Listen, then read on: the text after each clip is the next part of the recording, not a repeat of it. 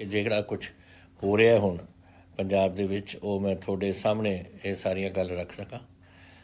ਇਹ ਸ਼ੁਰੂ ਤਾਂ ਹੋਇਆ ਸੀ ਇਹ ਕੋਵਿਡ ਤੋਂ, ਔਰ ਫਿਰ ਫਸਲ ਵੱਢੀ ਜਾ ਰਹੀ ਸੀ, ਲੋਕਾਂ ਨੂੰ ਫਿਕਰ ਸੀ ਕਿ ਫਸਲ ਦਾ ਕੀ ਹੋਊਗਾ।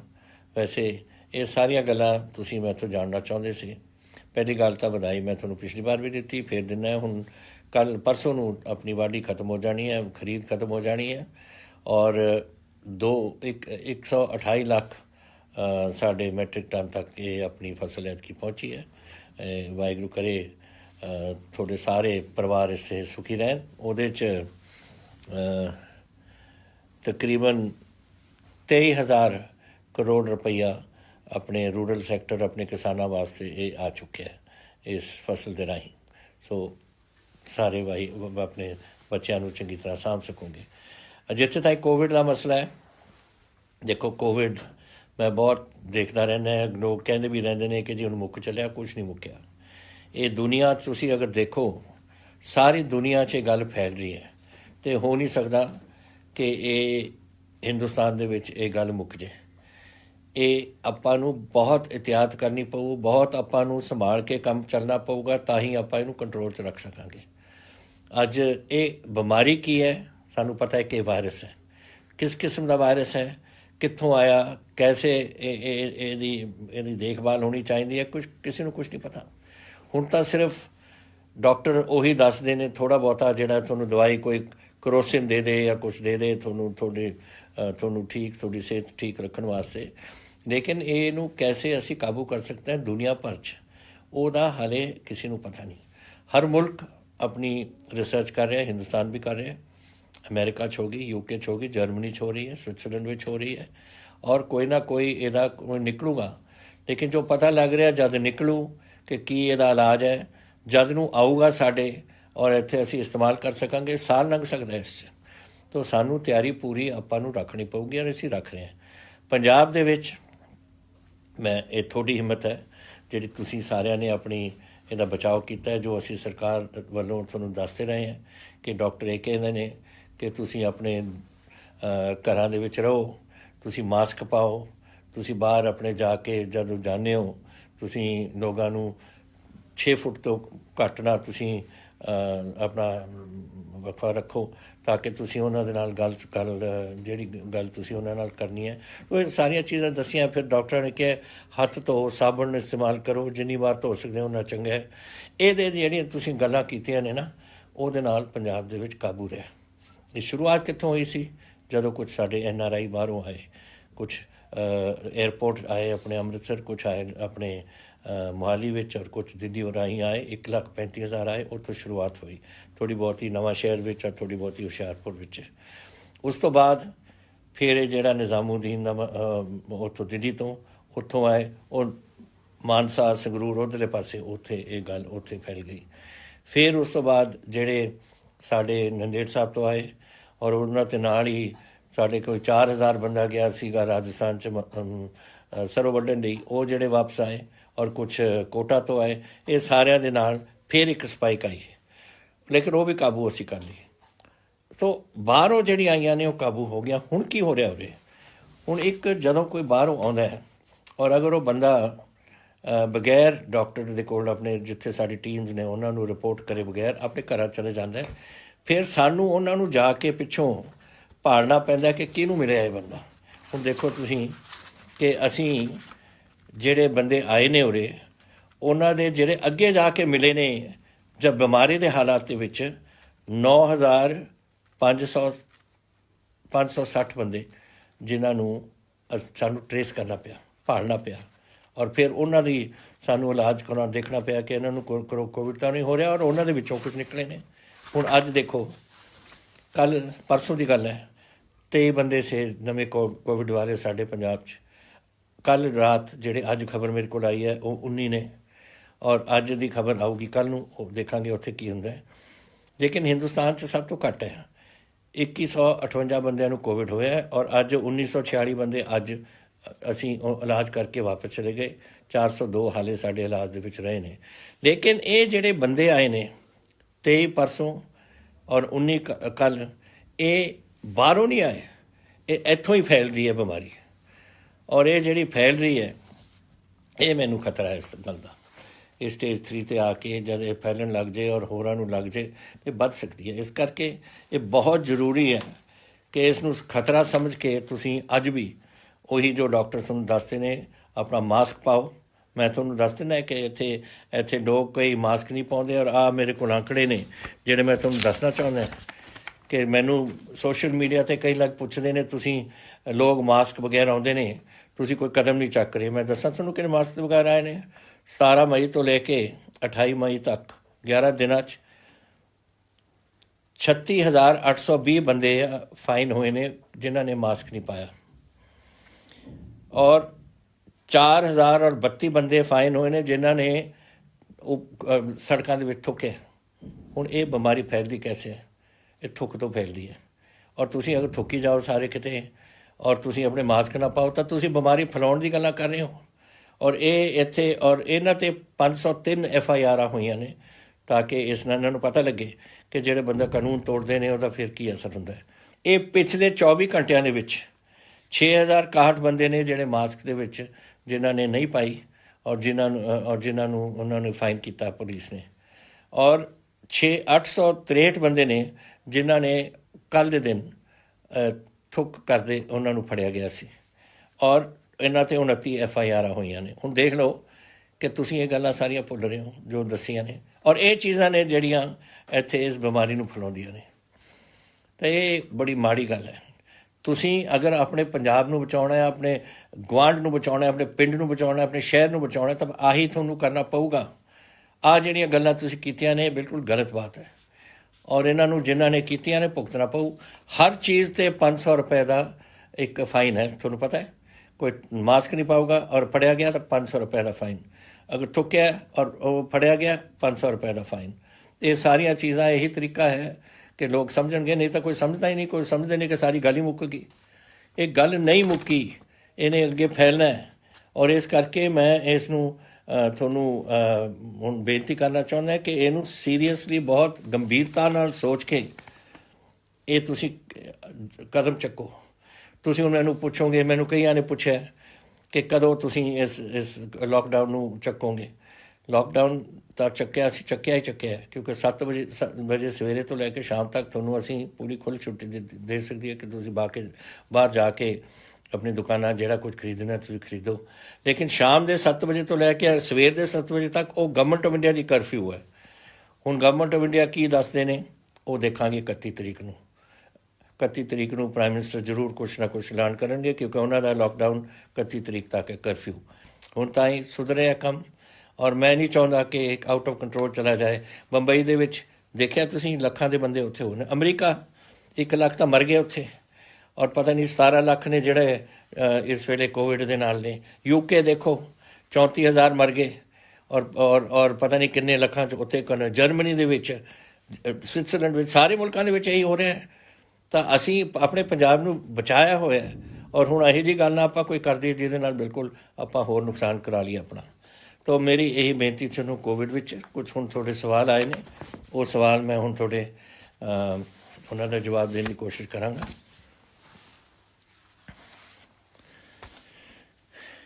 पहला सवाल था ये की तुसीं कर सकोगे, उन्होंने किसी ने पूछा है दीपांशु जी ने, कि अपनी नौकरियां आपां पंजाब च वधा सकीए। देखो वीरो, नौकरियां बनदियां ने कैसे? सरकारी नौकरियां होंदियां ने, पर वो तो छोड़ियां ही होंदियां ने। जिन्ने रिटायर होंदे ने उन्ने नਵੇਂ बंदे आ जांदे ने, कोई नवीं कोई चीज़ लग जाती है, थोड़े थोड़े ਜਿਹੇ होर लग जाते हैं। इंडस्ट्री ਦੇ ਵਿੱਚ ਹੁਣ खुशी ਦੀ ਇਹ ਗੱਲ ਹੈ कि ਪਹਿਲਾਂ जिथे 2% ਸੀ, और सिर्फ 2% साड़ी 2,56,000 ਦੇ ਵਿੱਚੋਂ इंडस्ट्री ਚੱਲ ਰਹੀ ਸੀ। वो गोबिंदगढ़ थोड़ी बहुती और थोड़ी फार्मास्यूटिकल इंडस्ट्री चल रही सी। हुण कुछ दिनों जब तो ये खोलिया है सेंटर ने, उदों तो 85% ही साड़ी इंडस्ट्री हुण चल पई है, और साढ़े लेबर भी उत्थे है। तुसीं नौकरियां की गल कीती, 65% साड़ी लेबर इस वेले साढ़े वो फैक्ट्रियां दे विच काम कर रही है। सो ये लेबर का तो आही तरीका है। ਹੁਣ ਝੋਨੇ ਦੀ ਬਿਜਾਈ ਸ਼ੁਰੂ ਹੋਣੀ ਆ, ਉੱਥੇ ਵੀ ਲੇਬਰ ਲੱਗੂ। ਫਿਰ ਵਾਢੀ ਹੋਣੀ ਆ, ਉੱਥੇ ਵੀ ਲੱਗੂ। ਫਿਰ ਕਣਕ ਦੀ ਬਿਜਾਈ ਹੋ, ਉੱਥੇ ਵੀ ਲੱਗੂ। ਤਾਂ ਸਾਰੀਆਂ ਇਹ ਕੋਈ ਖੇਤੀਬਾੜੀ ਨਾਲ ਸੰਬੰਧਿਤ ਨੇ, ਕੋਈ ਫੈਕਟਰੀਆਂ ਦੇ ਨਾਲ ਸੰਬੰਧਿਤ ਨੇ, ਕੋਈ ਹੋਰ ਨੌਕਰੀਆਂ ਨੇ ਜਿਹੜੀਆਂ ਲੋਕ ਆਪਣੀਆਂ ਕਰਦੇ ਨੇ, ਕੋਈ ਕੰਸਟਰਕਸ਼ਨ ਇੰਡਸਟਰੀ ਵਿੱਚ ਹੈ, ਕੋਈ ਕਿਤੇ ਹੈ। ਫਿਰ ਤੁਸੀਂ ਮੈਨੂੰ ਪੁੱਛਿਆ IT industry, multinational IT companies ਤੁਸੀਂ ਪੰਜਾਬ ਦੇ ਵਿੱਚ ਲਿਆਓ। ਇਹ ਤਾਂ ਪਹਿਲਾਂ ਹੀ ਅਸੀਂ ਲਿਆਏ ਹੋਏ ਹਾਂ। ਮੋਹਾਲੀ ਅਗਰ ਤੁਸੀਂ ਜਾ ਕੇ ਦੇਖੋ, ਜਦੋਂ ਮੇਰੀ ਪਹਿਲੀ ਸਰਕਾਰ ਸੀ ਅਸੀਂ ਇੰਨੀਆਂ ਉੱਥੋਂ ਲਿਆਈਏ। ਕੁਆਰਕ ਲੱਗੀ ਸੀ, ਜਿਹੜੇ ਤੁਸੀਂ ਵੱਡੇ ਵੱਡੇ ਨਾਮ ਜਾਣਦੇ ਹੋ ਸਾਰੇ ਇੱਥੇ ਆਏ ਹੋਏ ਸੀ। ਕਿ ਕੁਛ ਰੁਕਿਆ ਕੰਮ, ਕੁਛ ਬਦਲ ਗਿਆ ਕੰਮ। ਹੁਣ IT ਇੰਡਸਟਰੀ ਵੀ ਐਡਵਾਂਸ ਕਰ ਰਹੀ ਹੈ, ਕੁਛ ਕਿਸੇ ਤਰੀਕੇ ਨਾਲ ਚੱਲਦੀ ਹੈ, ਕੋਈ ਕਿਸੇ ਤਰੀਕੇ ਨਾਲ ਚੱਲਦੀ ਹੈ। ਤਾਂ ਹਾਲੇ ਵੀ ਚੱਲ ਰਹੀਆਂ ਨੇ, ਇੱਥੇ ਕਈ ਉਰੇ ਆਈਆਂ ਨੇ। ਵਾਧਾ ਉਹਨਾਂ 'ਚ ਆਉਣਾ। ਹੁਣ ਅਗਰ ਹਾਲਾਤ ਸੁਧਰਨਗੇ ਤਾਂ ਫਿਰ ਵਾਧਾ ਉਹਨਾਂ ਦੇ ਵਿੱਚ ਉਦੋਂ ਆਊਗਾ। ਇਹ ਜਸਟਿਸ ਸਿੱਧੂ ਸਾਹਿਬ ਨੇ ਅਤੇ ਗੌਰਵ ਕੁਮਾਰ ਜੀ ਨੇ ਫਾਜ਼ਿਲਕਾ ਤੋਂ ਪੁੱਛਿਆ ਮੈਨੂੰ। ਔਰ ਫਿਰ ਮੈਨੂੰ ਰੁਚਿਕਾ ਜੀ ਨੇ ਮੈਨੂੰ ਇਹ ਪੁੱਛਿਆ, ਤੁਹਾਨੂੰ 2% ਸਾਡੀ ਜਿਹੜੀ GSTP ਹੈ 6 ਲੱਖ ਕਰੋੜ, ਉਹਨਾਂ ਦੇ ਵਿੱਚੋਂ ਸਾਨੂੰ 3% ਦਾ ਲੋਨ ਲੈਣ ਵਾਸਤੇ ਇਜਾਜ਼ਤ ਹੈ। ਉਹ ਅਸੀਂ 2% ਹੋਰ ਮੰਗੀ ਸੀ ਕਿ 3% ਤੋਂ ਤੁਸੀਂ 5% ਕਰ ਦਿਓ ਕਿ ਅਸੀਂ ਲੈ ਸਕੀਏ। ਔਰ ਉਹ ਇਜਾਜ਼ਤ ਉਹਨਾਂ ਨੇ ਦੇ ਦਿੱਤੀ ਹੈ ਸਾਨੂੰ। ਲੇਕਿਨ ਉਹਦੇ 'ਤੇ ਇਹਨਾਂ ਨੇ ਕੰਡੀਸ਼ਨ ਲਗਾ ਦਿੱਤੇ। ਹੁਣ ਇਹ ਕੰਡੀਸ਼ਨ ਨਹੀਂ ਲੱਗ ਸਕਦੇ। ਇਹ ਫੈਡਰਲ ਸਟਰਕਚਰ ਹੈ। ਸਾਡਾ ਆਰਥਿਕਤਾ ਸਾਡੇ ਆਪਣੇ ਹੱਥਾਂ ਦੇ ਵਿੱਚ ਹੈ, ਸਾਡੇ ਹੱਥਾਂ ਦੇ ਵਿੱਚ। ਫਾਈਨੈਂਸ਼ੀਅਲ ਜਿਹੜੇ ਇੰਸਟੀਟਿਊਸ਼ਨਸ ਨੇ ਕੈਸੇ ਚੱਲਦੀਆਂ ਨੇ ਉਹ ਸਾਡਾ ਕੰਮ ਹੈ। ਫਾਈਨੈਂਸ ਕੈਸੇ ਚੱਲਦੇ ਨੇ ਕਿਸੇ ਮਹਿਕਮੇ ਦੇ, ਉਹ ਸਾਡਾ ਕੰਮ ਹੈ। ਔਰ ਤੁਸੀਂ ਨਹੀਂ ਲਗਾ ਸਕਦੇ ਇਹਦੇ 'ਤੇ ਕਿ ਤੁਸੀਂ ਉਹਦੇ 'ਤੇ ਲਗਾ ਦਿਓ ਕਿ ਜਿਹੜਾ ਅਗਰ ਤੁਸੀਂ ਇਹ 0.5% ਲੈਣਾ ਤਾਂ ਇਹ ਕਰਨਾ ਪਊ, ਜਾਂ 1% ਲੈਣਾ ਤਾਂ ਇਹ ਕਰਨਾ ਪਊ। ਤੁਹਾਡੇ ਹੱਥ 'ਚ ਨਹੀਂ। ਅਸੀਂ ਨਹੀਂ ਇਸ ਗੱਲ ਨੂੰ ਮੰਨਦੇ।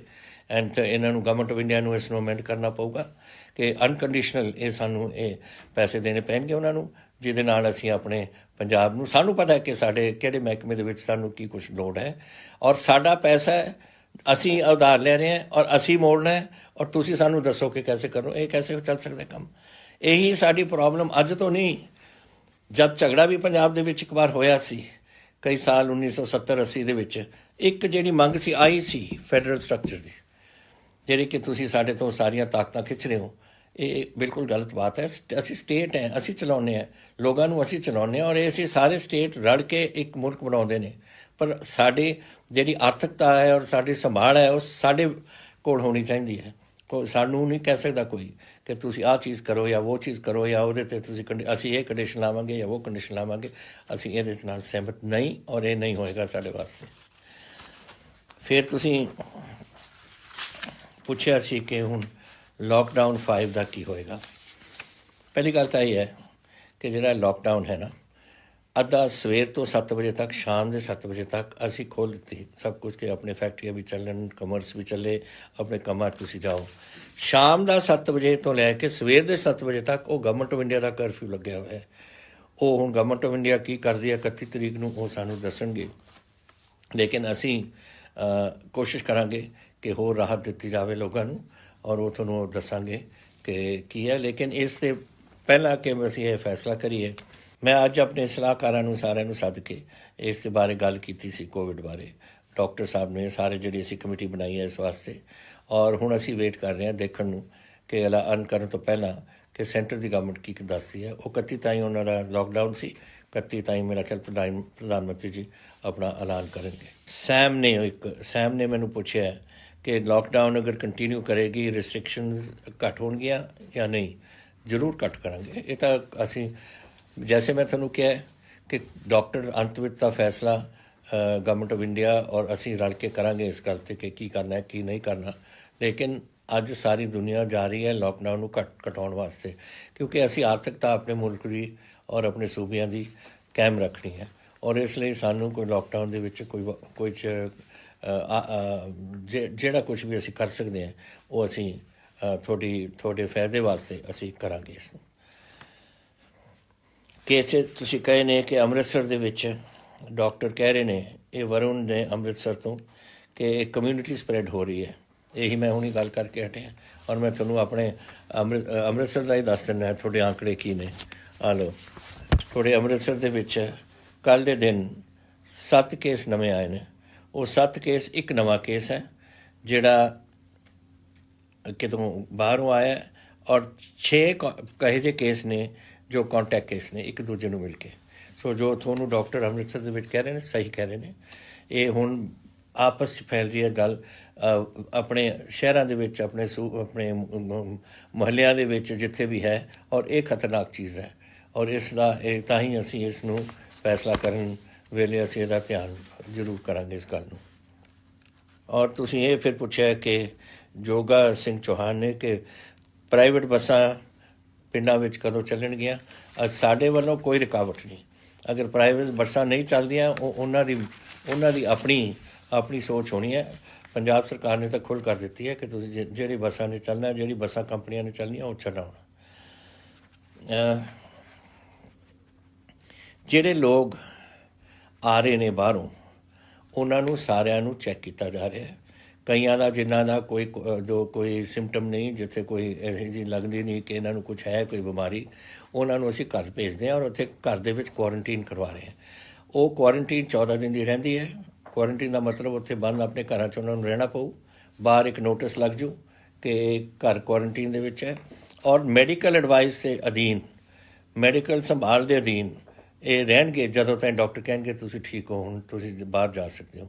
ਸੋ ਇਹ ਜਿੱਥੇ ਵੀ ਹੋਏਗਾ ਇਹੋ ਜਿਹੀ ਗੱਲ, ਅਗਰ ਤੁਹਾਨੂੰ ਕਿਸੇ ਨੂੰ ਪਤਾ ਲੱਗਦਾ ਹੈ ਕਿ ਕੋਈ ਆ ਰਿਹਾ ਔਰ ਬਗੈਰ ਗਵਰਨਮੈਂਟ ਨੂੰ ਦੱਸੇ ਜਾਂ ਬਗੈਰ ਸਾਡੇ DC ਨੂੰ ਜਾਂ SDM ਨੂੰ, ਜੋ ਵੀ ਸਾਡੇ ਅਫਸਰ ਉੱਥੇ ਲੱਗੇ ਹੋਏ ਉਹਨਾਂ ਨੂੰ ਦੱਸੇ, ਉਹ ਆ ਕੇ ਘਰ 'ਚ ਰਹਿ ਰਿਹਾ, ਜ਼ਰੂਰ ਇਹ ਗੱਲ ਉਹਨਾਂ ਨੂੰ ਪਹੁੰਚਾ ਦਿਓ। ਕਿਉਂਕਿ ਤੁਹਾਡੀ ਆਪਣੀ ਸੰਭਾਲ ਇਸ ਗੱਲ 'ਚ ਹੈ ਕਿ ਤੁਸੀਂ ਦੱਸ ਦਿਓ ਕਿ ਜੀ ਫਲਾਣਾ ਬੰਦਾ ਆਇਆ, ਉਹਨੇ ਆਪਣੇ ਕਿਸੇ ਕੋਲ ਗਿਆ ਨਹੀਂ, ਸਿੱਧੇ ਆਪਣੇ ਘਰ 'ਚ ਗਿਆ, ਦੱਸੋ। ਫਿਰ ਸਾਨੂੰ ਇਹ ਚੈੱਕ ਕਰਾਉਣਾ ਸਾਡੇ ਵਾਸਤੇ ਜ਼ਰੂਰੀ ਪਊਗਾ ਤਾਂ ਕਿ ਅਸੀਂ ਇਸ ਬਿਮਾਰੀ ਨੂੰ ਕੰਟਰੋਲ ਕਰ ਸਕੀਏ ਉੱਥੇ। ਦੇਖੋ ਟੈਸਟਾਂ ਦੀ ਗੱਲ ਇਹ ਹੈ, ਤੁਸੀਂ ਕਿਹਾ ਸੀ ਮੈਨੂੰ ਕਿ ਜਿਹੜੇ ਕਿੱਟ ਆਉਂਦੇ ਨੇ ਕਰੋਨਾ ਦੇ, ਇਹ ਕਿੱਟ ਆ ਗਏ ਸੀ ਪਹਿਲਾਂ ਚਾਈਨਾ ਤੋਂ ਮੰਗਵਾਏ ਸੀ ਅਸੀਂ, ਫਿਰ ਮੇਰਾ ਖਿਆਲ ਸਾਊਥ ਕੋਰੀਆ ਤੋਂ ਮੰਗਵਾਏ ਸੀ। ਲੇਕਿਨ ਇਹਦੇ ਨਾਲ ਪਤਾ ਨਹੀਂ ਲੱਗ ਰਿਹਾ, ਕਿਤੇ ਕਿੱਟ ਦੇ ਵਿੱਚ ਉਹ ਬੰਦਾ ਕੋਈ ਕਰੋਨਾ ਨਜ਼ਰ ਆਉਂਦੀ ਹੈ, ਕਿਤੇ ਨਹੀਂ ਆਉਂਦੀ। ਤਾਂ ਇਹ ਕੋਈ ਠੀਕ ਨਹੀਂ ਸੀ। ਤਾਂ ਆਪਣੀ ਗਵਰਨਮੈਂਟ ਨੇ, ਹਿੰਦੁਸਤਾਨ ਦੀ ਗਵਰਨਮੈਂਟ ਨੇ ਇਹ ਕਿੱਟ ਵਾਪਸ ਕਰ ਦਿੱਤੇ ਨੇ ਔਰ ਹੁਣ ਕਰੋਨਾ ਟੈਸਟਿੰਗ ਹੀ ਡਾਇਰੈਕਟ ਹੁੰਦੀ ਹੈ। ਉਹਦੇ ਵਾਸਤੇ ਪੰਜਾਬ 'ਚ ਪਹਿਲਾਂ ਸਾਡੇ ਕੋਲ ਬਹੁਤ ਘੱਟ ਸੀ, 700 ਦੇ ਕਰੀਬ ਹੁੰਦੇ ਸੀ, ਫਿਰ 2500 'ਤੇ ਪਹੁੰਚ ਗਏ ਔਰ ਹੁਣ ਅਸੀਂ 6-7 ਟੈਸਟ ਡੇਲੀ ਅਸੀਂ ਕਰ ਰਹੇ ਹਾਂ। ਮਸ਼ੀਨਾਂ ਨਵੇਂ ਮੰਗਾਈਆਂ ਨੇ ਔਰ ਡਾਇਰੈਕਟ ਕਰੋਨਾ ਦਾ ਟੈਸਟ ਇੱਥੇ ਹੋ ਰਿਹਾ। ਤਾਂ ਕੋਈ ਇਹੋ ਜਿਹੀ ਗੱਲ ਹੁੰਦੀ ਹੈ ਤਾਂ ਤੁਹਾਨੂੰ 24 ਘੰਟੇ 'ਚ ਪਤਾ ਲੱਗ ਜੂ ਕਿਸੇ ਨੂੰ ਕਰੋਨਾ ਹੈ ਜਾਂ ਨਹੀਂ ਹੈ। ਉਹ ਜਿਹੜਾ ਟੈਸਟ ਹੁੰਦਾ ਸੀ ਉਹ ਕਰੋਨਾ ਟੈਸਟ ਨਹੀਂ ਸੀ, ਉਹ ਐਂਟੀਬਾਡੀਜ਼ ਟੈਸਟ ਹੁੰਦਾ ਸੀ, ਇੱਕ ਹੋਰ ਕਿਸਮ ਦਾ ਟੈਸਟ। ਉਹ ਨਹੀਂ ਠੀਕ ਚੱਲਿਆ ਤਾਂ ਸਾਨੂੰ ਇਹ ਕਰਨਾ ਪਿਆ। ਹੁਣ ਇਹ ਸੰਦੀਪ ਜੀ ਲੁਧਿਆਣੇ ਤੋਂ ਉਹਨਾਂ ਨੇ ਸਵਾਲ ਕੀਤਾ ਮੈਨੂੰ। ਤੁਸੀਂ ਫਿਰ ਕਈ ਮੈਨੂੰ ਦੁਬਈ ਤੋਂ ਇੱਕ ਕਮਲਜੀਤ ਸਿੰਘ ਜੀ ਨੇ ਲਿਖਿਆ, ਚੰਡੀਗੜ੍ਹ ਅਸੀਂ ਆਉਣਾ ਚਾਹੁੰਦੇ ਹਾਂ, ਕੋਈ ਫਲਾਈਟਾਂ ਨਹੀਂ। ਦੇਖੋ ਫਲਾਈਟਾਂ ਆਹਿਸਤਾ ਸਾਰੀ ਸ਼ੁਰੂ ਹੋ ਰਹੀਆਂ ਨੇ ਔਰ ਉਹਦੇ ਵਿੱਚ ਡੇਲੀ 3 ਫਲਾਈਟਾਂ ਦੁਬਈ 'ਚੋਂ ਆ ਰਹੀਆਂ ਨੇ ਲੋਕਾਂ ਨੂੰ ਲੈ ਕੇ। ਤੁਹਾਡਾ ਤਰੀਕਾ ਇੱਕੋ ਹੀ ਹੈ, ਅਸੀਂ ਵੀ ਇਤਲਾਹ ਕਰ ਦਾਂਗੇ। ਲੇਕਿਨ ਕੌਂਸੂਲੇਟ ਜੋ ਹੈ ਸਾਡਾ ਹਿੰਦੁਸਤਾਨ ਦਾ ਉੱਥੇ ਦੁਬਈ ਦੇ ਵਿੱਚ, ਉੱਥੇ ਜਾ ਕੇ ਤੁਸੀਂ ਆਪਣਾ ਨਾਮ ਨੋਟ ਕਰਾਓ ਔਰ ਦੱਸੋ ਕਿ ਤੁਸੀਂ ਚੰਡੀਗੜ੍ਹ ਪਹੁੰਚਣਾ। ਔਰ ਜਦੋਂ ਫਲਾਈਟ ਦੇ ਵਿੱਚ ਉਹਨਾਂ ਨੂੰ ਜਗ੍ਹਾ ਹੋਏਗੀ ਉਹ ਤੁਹਾਨੂੰ ਉੱਥੋਂ ਭੇਜਣਗੇ। ਨਾਰਮਲ ਫਲਾਈਟਾਂ ਹਾਲੇ ਨਹੀਂ ਚੱਲੀਆਂ, ਇਹ ਸਿਰਫ ਜੋ ਆਪਣੇ ਲੋਕ ਉੱਥੇ ਫਸੇ ਹੋਏ ਨੇ ਉਹਨਾਂ ਵਾਸਤੇ ਫਲਾਈਟ ਹੈ। ਤਾਂ ਇਹ ਤੁਸੀਂ ਆਪਣੇ ਕੌਂਸਲ ਜਨਰਲ ਕੋਲ ਜਾਓ ਕੌਂਸੂਲੇਟ ਵਿੱਚ, ਔਰ ਜਿਹੜਾ ਉੱਥੇ ਅਫਸਰ ਨਿਯੁਕਤ ਕੀਤਾ ਉਹ ਆਪਣਾ ਨੋਟ ਸਭ ਕੁਛ ਉਹਨੂੰ ਨੋਟ ਕਰਾਓ। ਫਿਰ ਤੁਸੀਂ ਇਹ ਵੀ ਪੁੱਛਿਆ ਕਿ UK ਦੇ ਕਦੋਂ ਫਲਾਈਟਾਂ ਜਾਣਗੀਆਂ। ਸਿਰਫ ਇੱਕ ਜਾ ਰਹੀ ਹੈ ਇਸ ਵੇਲੇ ਫਲਾਈਟ ਅੰਮ੍ਰਿਤਸਰ ਤੋਂ। ਅੱਗੇ ਕਦੋਂ ਜਾਣਗੀਆਂ, ਕਿੱਥੋਂ ਜਾਣਗੀਆਂ, ਇਹ ਹੁਣ ਜਦੋਂ ਗਵਰਨਮੈਂਟ ਆਫ ਇੰਡੀਆ ਫੈਸਲਾ ਕਰੂ ਉਹ ਦੱਸਣਗੇ। ਕਿਉਂਕਿ ਫਲਾਈਟਾਂ ਦਾ ਕੰਮ ਉਹਨਾਂ ਦਾ ਹੈ ਔਰ ਉਹਨਾਂ ਨੂੰ ਆਪਣੇ, ਜੈਸੇ ਹੁਣ UK ਦੇ ਨਾਲ ਅਗਰ ਉਹ 4 ਫਲਾਈਟਾਂ ਭੇਜਦੇ ਨੇ ਆਪਾਂ 4 ਭੇਜਦੇ ਹਾਂ, ਅਗਰ ਉਹ 7 ਭੇਜਣਗੇ ਆਪਾਂ 7 ਭੇਜਾਂਗੇ। ਇਹ ਸਿਸਟਮ ਹੁੰਦਾ ਹੈ, ਕੁਛ ਰੱਖਿਆ ਹੁੰਦਾ। ਤਾਂ ਜਦੋਂ ਗਵਰਨਮੈਂਟ ਆਫ ਇੰਡੀਆ ਫੈਸਲਾ ਕਰੂ ਫਿਰ ਹੀ ਅਸੀਂ ਦੱਸ ਸਕਾਂਗੇ। ਇਹ ਸਾਡੇ ਅਧੀਨ ਨਹੀਂ ਹੈ, ਫਲਾਈਟਸ ਉਹੀ ਦੱਸਣਗੇ। ਇਹ ਸਵਾਲ ਸੀ ਮਨਸੀ ਪੂਰੀ ਜੀ ਦਾ ਅੰਮ੍ਰਿਤਸਰ ਤੋਂ। ਤੁਸੀਂ ਫਿਰ ਹੋਰ ਪੁੱਛਿਆ ਧੀਰਜ ਸ਼ਰਮਾ ਹੈਦਰਾਬਾਦ ਤੋਂ ਕਿ ਮੈਂ ਫਸਿਆ ਹੋਇਆ, ਸਾਡੇ ਲੋਕ ਫਸੇ ਹੋਏ ਨੇ ਪੂਨਾ, ਹੈਦਰਾਬਾਦ ਅਤੇ ਬੈਂਗਲੌਰ। ਕਦੋਂ ਚੰਡੀਗੜ੍ਹ ਦੀ ਫਲਾਈਟ ਸ਼ੁਰੂ ਹੋ ਰਹੀਆਂ ਨੇ? ਕੁਛ ਅੱਜ ਸ਼ੁਰੂ ਹੋ ਗਈਆਂ, ਬੈਂਗਲੌਰ ਦੀ ਤਾਂ ਸ਼ੁਰੂ ਹੋ ਗਈ, ਪੂਨਾ ਔਰ ਹੈਦਰਾਬਾਦ 2-4 ਦਿਨਾਂ 'ਚ ਇਹ ਵੀ ਸ਼ੁਰੂ ਹੋ ਜਾਣੀਆਂ। ਆਹਿਸਤਾ ਇਹ ਫਲਾਈਟਾਂ ਇੰਟਰਨਲ ਆਪਣੀਆਂ ਫਲਾਈਟਾਂ ਸ਼ੁਰੂ ਹੋ ਰਹੀਆਂ। ਧਰੁਵ ਜੈਨ ਜੀ, ਦੀਪਾਂਸ਼ੂ ਕੁਮਾਰ ਜੀ ਨੇ ਪੁੱਛਿਆ, what are your views on foreign elements like Khalistan organization try to disturb the peace in Punjab. ਮੇਰਾ ਖਿਆਲ ਤੁਹਾਨੂੰ ਬੜਾ ਇਹ पता होना चाहिए है कि मैं इससे बहुत सख्त खिलाफ है और सख्त कार्रवाई करूँगा। मैं पंजाब की आब हवा बिगड़ नहीं देनी। और चाहे अज ही आया एक बंदा उत्थे ये साढ़े पंजाब हिंदुस्तान तो बैन लग गई इसके उपर, ये लोगों को उत्थे खराब करता है। और इनू हुण औख ये है कि जदों इन्हों का ट्रूडो आया सी उरे प्राइम मिनिस्टर, मैं उन्होंने लिस्ट दी सी कि किहड़े ये बदमाशी करते हैं और पंजाब की आब हवा खराब करते हैं। बिच ही नाम से पतवंत सिंह का, और ये हुण उत्थे जाके रौला रूड़ा पा रहा है। पर ट्रूडे नूं आए नूं 2 साल हो गए ने, पता नहीं हुण तो सुत्ता पिया सी कुछ। पर यही बंदा है जिहड़ा साडी बिगाड़ पाउण की कोशिश करता है। ये अगर ये समझदा है कि ये इन्नी हिम्मत है ना, बढ़ के देखे पंजाब मैं सीधा करके इनू छड्डूंगा उत्थे। इस किस्म की पंजाब दे विच एक गल सुन लो, बहुत साडा नुकसान होया। 14 साल असीं इत्थे भुगते हैं, पता नहीं किन्ने लोग मरे ने, किन्ना इत्थे नुकसान आर्थिक तौर पर होया, किन्ने पुलिस वाले मरे ने, किन्ने आम जनता मरी है। थोड़ा ख्याल मैं हुण देऊँगा इनू पतवंत इन्हों ये बंदियां नूं उरे बढ़ के कुछ करन दा बिल्कुल नहीं आना। कोई इत्थे गड़बड़ करने की कोशिश करे, चाहे पाकिस्तान करे, चाहे ये करन, चाहे ये लोग हुण अपने आप कोशिश गुंडागर्दी जो इत्थे करते हैं, सारिਆਂ ਨੂੰ ਅਸੀਂ चंगी तरह इन्हों अंदर सीधा करांगे। ये समझ लैन इन्हों के टैररिस्ट मॉड्यूल्स मैं बहुत तोड़ चुके हो रहे, 32 के करीब असी टैररिस्ट मॉड्यूल चुके ने, कोई 200 के करीब तो इन्हों के हथियार फड़े ने असी, और सारे फड़ के असी सीधा कर रहे हैं। ऐसी यही जी कोई गल नहीं। ये ना समझण इत्थे कि पंजाब इत्थे आके तुसीं जो जी करदा तुसीं करी चलो। असी सारी साड़ी सिक्योरिटी सर्विसेज तैयार बैठिया ने, बॉर्डर पर बैठी है BSF, वो मगर असी बैठे हैं, साढ़े मगर बैठी है फौज। हुण गड़बड़ करा के दिखाउण मैनूं, बिल्कुल सीधा करांगे इन्हां नूं। तुसीं फिर मैनूं ये कहा कि कई सब्जियां मंडियां दे विच क्वारंटीन वगैरह का की कर उत्थे ट्रैफिक कंट्रोल नहीं है। वो मैं पुलिस वालियां नूं दस रहे कि सब्जी मंडियां दे विच जिथे जोर हुंदा सवेर दे वेले वो ध्यान रखन ताकि उत्थे सोशल डिस्टेंसिंग का प्रबंध हो सके। स्पूरीअस लिकर एल्कोहल पंजाब दे विच मैन्युफैक्चरिंग का ये हुंदा है हर वेले। जब कदे बैन लग जाता है ना, चाहे अमरीका का इतिहास देख लो या किसी का भी देख लो, उदों लोग एक गड़बड़ करन दी कोशिश करते हैं।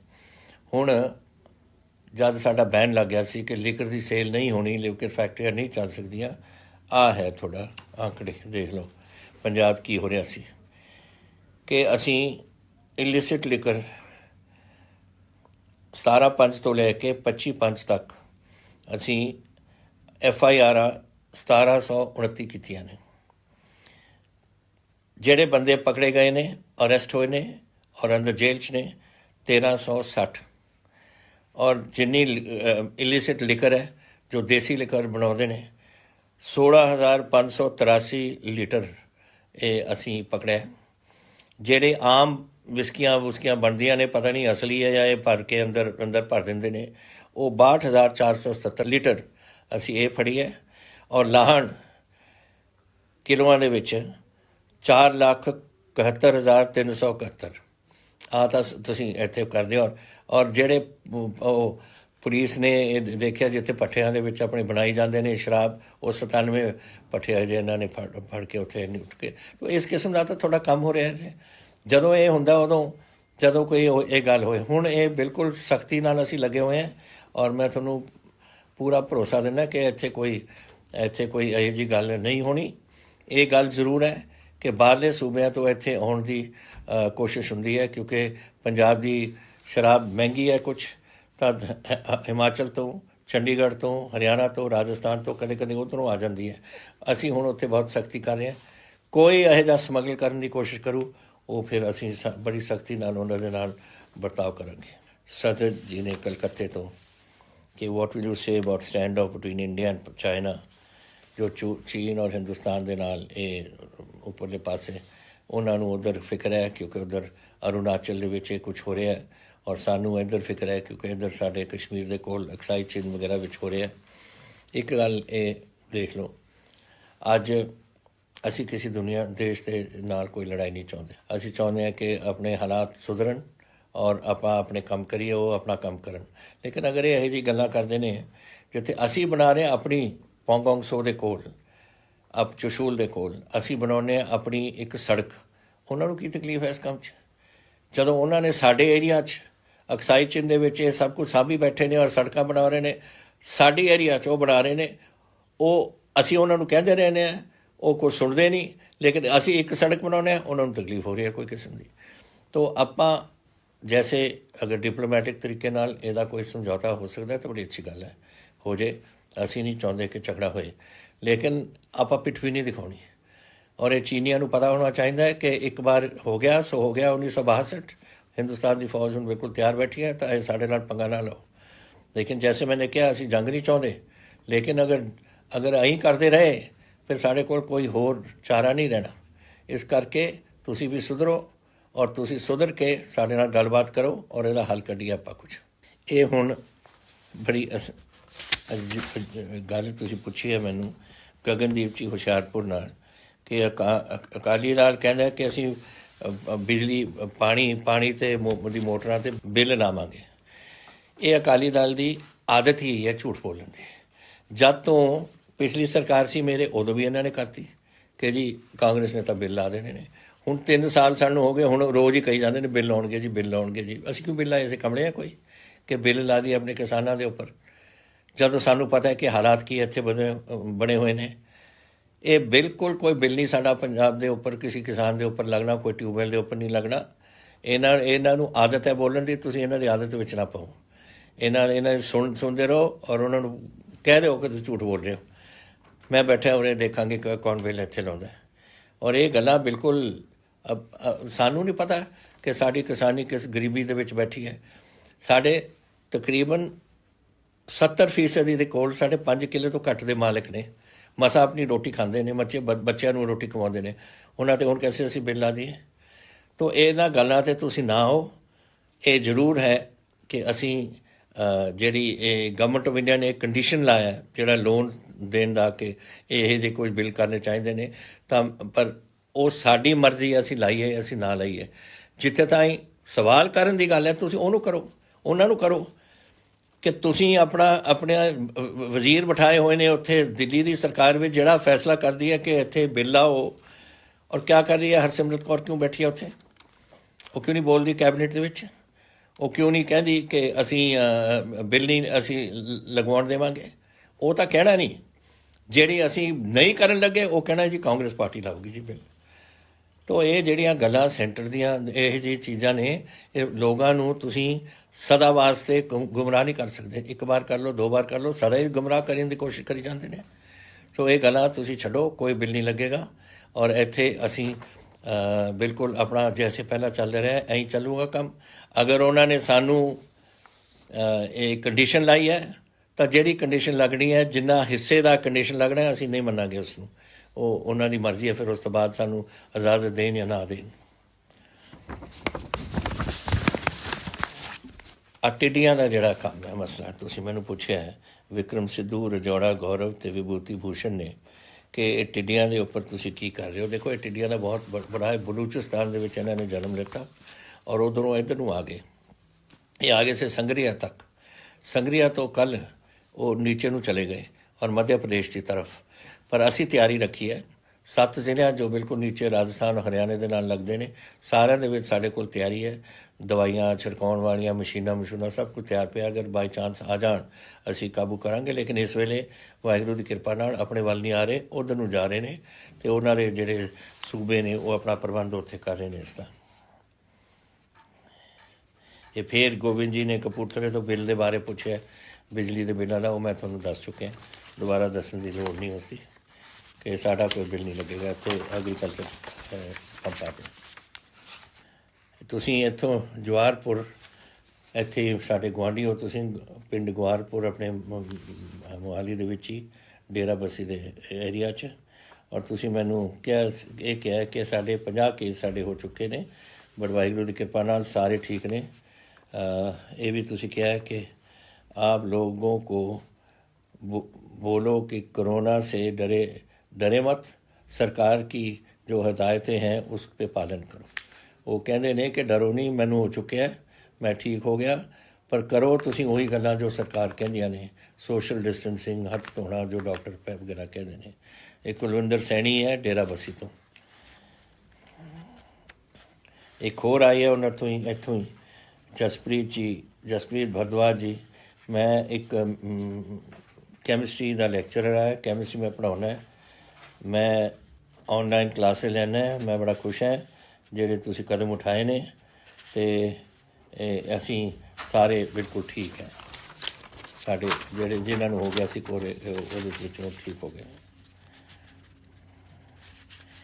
तुसी फिर ये पूछा मैनू कि कदों ये पूछा मैनू मानिक ने, नीरज शर्मा, चेतन शर्मा जलंधर और करण नागरा और प्रभजोत सिंह के 10वीं दे डिकलेयर कदों करोगे। डिकलेयर तो असी कर ही देते कि ना 5वीं ना 8वीं ना 10वीं दे कोई थोनू इम्तिहान करने की लोड़ नहीं।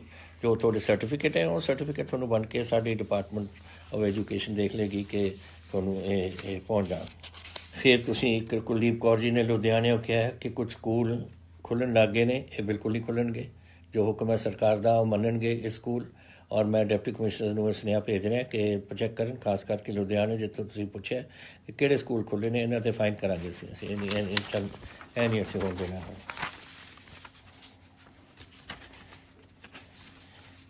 फिर गुरा महल भाई बठिंडा, उन्हें कहा कि जिहड़ा तुसीं कोविड-19 का तुसीं बड़ा वधिया काम किया है। मैं ये बारे गाना लिखा, मेरा थोड़ा सुनाना चाहना है।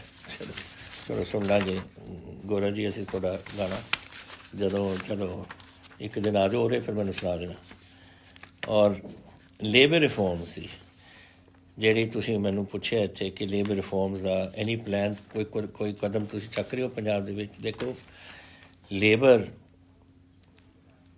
ਇੱਕ ਜਿਹੜੀ ਵਧੀਆ ਇਕੋਨਮੀ ਚੱਲ ਰਹੀ ਹੈ, ਆਰਥਿਕਤਾ ਚੱਲ ਰਹੀ ਹੈ ਔਰ ਵਾਈਬਰੈਂਟ ਇਕੋਨਮੀ ਹੋਵੇ, ਬੜੀ ਤਗੜੇ ਤਰੀਕੇ ਨਾਲ ਇਹ ਵਧਦੀ ਹੋਵੇ, ਤਾਂ ਲੇਬਰ ਦਾ ਜਿਹੜਾ ਵੀ ਉਹਨਾਂ ਨੂੰ ਦੁੱਖ ਹੈ ਉਹ ਸਾਡਾ ਦੂਰ ਕਰਨਾ ਸਾਡਾ ਕੰਮ ਹੈ।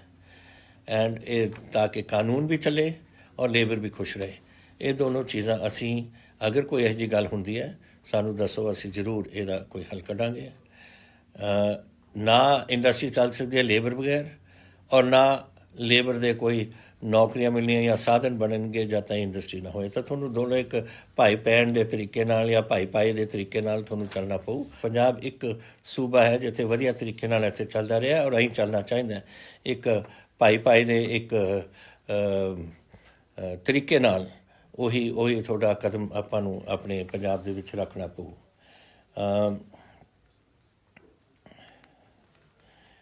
ਤੋ ਇਹੀ ਗੱਲਾਂ ਸੀਆਂ ਥੋੜ੍ਹੀਆਂ ਤੁਸੀਂ ਜਿਹੜੇ ਮੈਨੂੰ ਸਵਾਲ ਕੀਤੇ ਨੇ ਮੈਨੂੰ। ਵਾਹਿਗੁਰੂ ਕਰੇ ਇਹ ਜਿਹੜੇ ਹੁਣ ਆਪਾਂ ਮੇਰੇ ਮਨ 'ਤੇ ਤਾਂ ਇਹੀ ਕੋਵਿਡ ਦਾ ਹੁਣ ਰਹਿੰਦਾ। ਹੁਣ ਫਸਲ ਤਾਂ ਆ ਗਈ ਆਪਣੀ, ਲੇਕਿਨ ਇਹ ਕੋਵਿਡ ਇੱਕ ਚੀਜ਼ ਬਿਮਾਰੀ ਹੈ। ਮੈਂ ਨਹੀਂ ਚਾਹੁੰਦਾ ਕਿ ਦੇਖੋ ਹਰ ਪੰਜਾਬੀ ਜਿਹਨੂੰ ਕੋਵਿਡ ਹੁੰਦਾ ਮੈਨੂੰ ਦੁੱਖ ਹੈ। ਹਰ ਪੰਜਾਬੀ ਜਿਹੜਾ ਮਰਦਾ ਮੈਨੂੰ ਬਹੁਤ ਹੀ ਦੁੱਖ ਹੈ ਕਿ ਮੇਰਾ ਇੱਕ ਪਰਿਵਾਰ ਦਾ ਜੀ ਮੇਰਾ ਚਲਾ ਗਿਆ। ਤੁਹਾਨੂੰ ਪਤਾ ਹੈ ਕਿੰਨੇ ਸਾਡੇ ਮਰ ਚੁੱਕੇ ਨੇ ਅੱਜ ਤਾਈਂ, ਜਦ ਤੋਂ ਕੋਵਿਡ ਸ਼ੁਰੂ ਹੋਇਆ 40 ਪੰਜਾਬੀ। ਉਹ ਸਾਰੇ ਇਕੱਲੇ ਜਿਨ੍ਹਾਂ ਦੇ ਪਰਿਵਾਰ ਨੇ। ਤੁਸੀਂ ਤਾਂ ਸਾਰੇ ਮੇਰੇ ਵੀਰ ਹੋ, ਕੋਈ ਮੇਰਾ ਭਾਈ ਹੈ, ਕੋਈ ਬੱਚੇ ਨੇ, ਕੋਈ ਤੁਸੀਂ ਮੇਰੇ ਬਜ਼ੁਰਗ ਹੋ। ਇਹ ਮੈਨੂੰ ਦੁੱਖ ਹੁੰਦਾ ਜਦੋਂ ਇਹ ਗੱਲ ਹੁੰਦੀਆਂ ਨੇ। ਤਾਂ ਹੀ ਮੈਂ ਤੁਹਾਨੂੰ ਬਾਰ ਇਹ ਕਦਮ ਚੱਕਣ ਨੂੰ ਕਹਿਣਾ ਕਿ ਆਪਾਂ ਬਚਾ ਲਓ ਆਪਣੇ ਬੰਦਿਆਂ ਨੂੰ। ਔਰ ਪਲੀਜ਼ ਮੇਰੀ ਗੱਲ ਤੁਸੀਂ ਮੰਨੋ ਕਿ ਤੁਸੀਂ ਆਪਣੇ ਸੋਸ਼ਲ ਡਿਸਟੈਂਸਿੰਗ ਰੱਖੋ, ਹੱਥ ਧੋ, ਕੋਈ ਫਾਲਤੂ ਗੱਲਾਂ ਕਰਨ ਦੀ ਲੋੜ ਨਹੀਂ। ਔਰ ਮਾਸਕ ਪਾਓ। ਮਾਸਕ ਮੈਂ ਸਖਤੀ ਕਰੂੰ। 500 ਰੁਪਏ ਹੁਣ ਫਾਈਨ ਹੈ ਮਾਸਕ ਅਗਰ ਕੋਈ ਨਹੀਂ ਪਾਉਂਦਾ, ਔਰ 500 ਰੁਪਏ ਫਾਈਨ ਹੈ ਅਗਰ ਕੋਈ ਥੁੱਕਦਾ। ਔਰ ਇਹਨੂੰ ਮੈਂ ਵਧਾ ਦੂੰਗਾ ਹੋਰ, ਲੇਕਿਨ ਮੈਂ ਇੱਥੇ ਕਰੋਨਾ ਨਹੀਂ ਆਉਣ ਦੇਣਾ। ਔਰ ਤੁਹਾਨੂੰ ਮੈਂ ਬੇਨਤੀ ਕਰਦਾ, ਤੁਸੀਂ ਸਾਰੇ ਪੰਜਾਬੀ ਹੋ, ਆਪਣੇ ਸੂਬੇ ਨੂੰ, ਆਪਣੇ ਗੁਆਂਢ ਨੂੰ, ਆਪਣੇ ਪਿੰਡ ਨੂੰ, ਆਪਣੇ ਸ਼ਹਿਰ ਨੂੰ ਤੁਸੀਂ ਬਚਾਉਣਾ ਹੈ ਔਰ ਤੁਹਾਨੂੰ ਇਹ ਕਦਮ ਚੱਕਣੇ ਪੈਣਗੇ। ਇਹੀ ਮੈਂ ਇੱਥੋਂ ਇੱਕ ਗੱਲ ਤੁਹਾਤੋਂ ਮੰਗਦਾ ਔਰ ਮੈਂ ਆਸ ਕਰਦਾ ਤੁਸੀਂ ਮੇਰੀ ਗੱਲ ਮੰਨੋਗੇ। ਹੁਣ ਮਿਲਾਂਗੇ ਆਪਾਂ ਫਿਰ ਅਗਲੇ ਹਫ਼ਤੇ। ਬਹੁਤ ਧੰਨਵਾਦ ਤੁਹਾਡਾ। ਜੈ ਹਿੰਦ।